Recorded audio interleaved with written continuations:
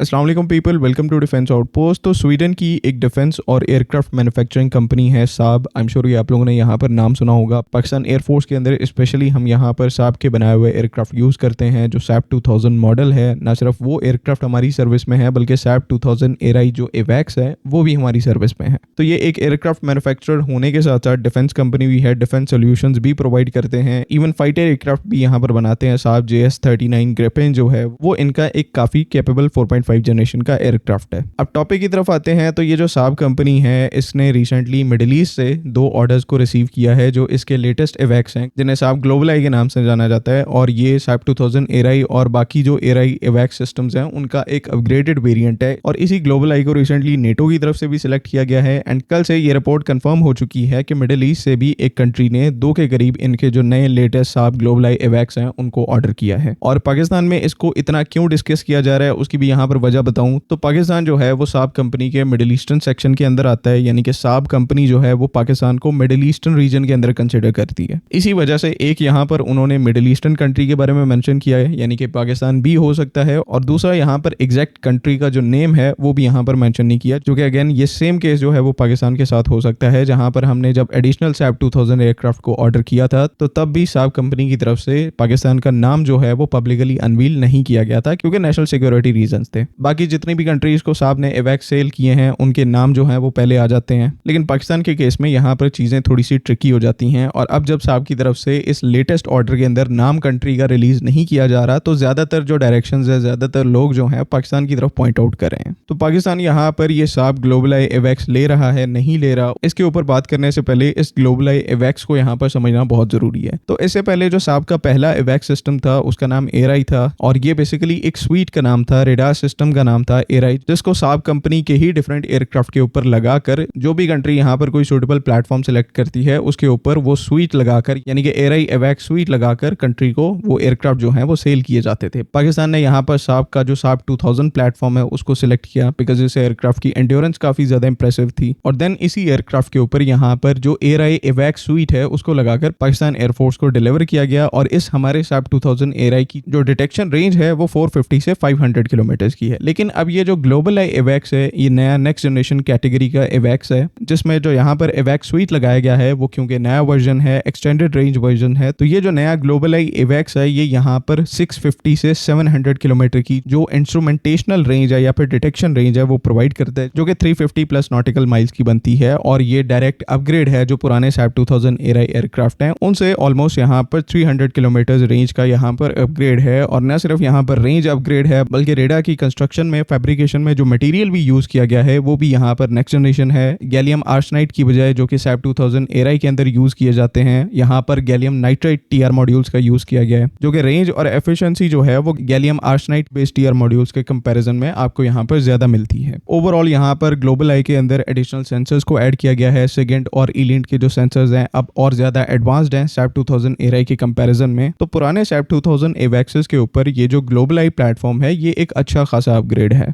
Even global आई जो है वो एक हाईली एफिशिएंट प्लेटफॉर्म, जो कि बॉम्बार्डियर का ग्लोबल 6000 प्लेटफॉर्म है उसके ऊपर बेस्ड है, जो कि एक जेट इंजन बेस्ड प्लेटफॉर्म है। यहाँ पर जो आपको एंड्योरेंस मिलती है वो 13 से 14 घंटे की है without air to air refuelling. तो इसमें कोई डाउट नहीं है कि इस टाइम के ऊपर दुनिया के वन ऑफ द बेस्ट एवैक्सेस में से ये एक एवैक्स जो है वो टॉप पोजीशन के ऊपर आता है। प्राइस में भी फिर उसी तरह से है, ऑब्वियसली जब आपको कैपेबिलिटी इतनी ज्यादा इंप्रेसिव मिल रही है, प्राइस भी यहाँ पर उतनी ज्यादा इंप्रेसिव है। ग्लोबल आई का एक जो यूनिट है वो अराउंड यहाँ पर $520 मिलियन का पड़ता है, यानी कि $500 मिलियन का एक एयरक्राफ्ट है। तो बहुत ही ज्यादा महंगा एयरक्राफ्ट है। अब आ जाते हैं यहाँ पर इंपॉर्टेंट पॉइंट के ऊपर कि ये जो कल परसों मिडिल ईस्ट से एक ऑर्डर आया है 2 एयरक्राफ्ट का, 2 नए ग्लोबल आई एवैक्स का, क्या यहाँ पर ये पाकिस्तान एयरफोर्स ने ऑर्डर किए हैं? तो इसका कोई सर्टेन जवाब यहाँ पर नहीं है, बिकॉज दोनों ही साइड के आर्गुमेंट जो हैं वो काफी ज्यादा स्ट्रॉन्ग है। एक साइड के आर्गुमेंट जो कि ये कहते हैं कि ये ऑर्डर पाकिस्तान एयरफोर्स ने नहीं प्लेस किया, उनका यहाँ पर कहना है कि मिडिल ईस्ट में और बाकी जो कंट्रीज हैं उनके हाई चांसेस हैं कि उन्होंने इस ग्लोबल आई एवैक्स को ऑर्डर किया हो, जिस तरह से सऊदी अरब है, यूएई है। इवन यूएई तो ग्लोबल आई का पहले से कस्टमर है, और बिलीव किया जाता है ये जो ईरान यूएस वॉर हुई है इसमें ईरान ने जो यूएई के ऊपर स्ट्राइक्स की हैं, इनकी एयरबेसेस के ऊपर स्ट्राइक की हैं, उनमें यूएई ने अपना एक जो ग्लोबल आई एवैक्स है उसको लूज किया है। तो उसकी भरपाई करने के लिए हो सकता है कि ये नए एवैक्स यूएई की तरफ से ऑर्डर किए गए हों। और बाकी यहाँ पर लोग कहते हैं कि सऊदी अरब, कतर और इजिप्ट के यहाँ पर चांसेस हैं, बिकॉज ये सारी ऐसी कंट्रीज हैं जो कि ग्लोबल आई एवैक्स के अंदर इंटरेस्टेड हैं। दूसरी साइड पर जो कुछ लोग इस टाइम के ऊपर ये कह रहे हैं कि हो सकता है कि ये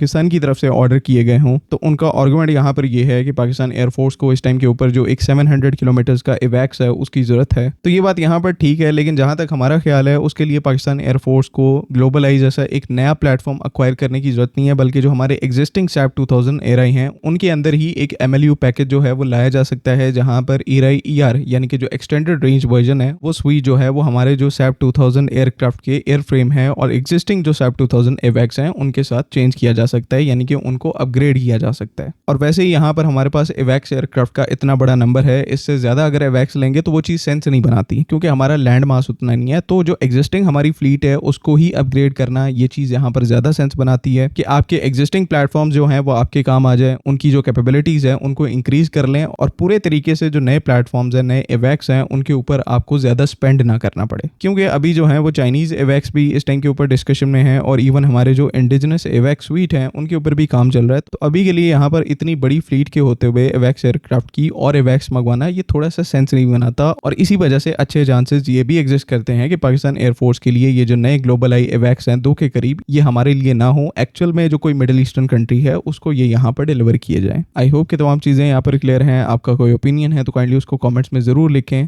अगली वीडियो तक के लिए अल्लाह हाफिज़। पाकिस्तान जिंदाबाद।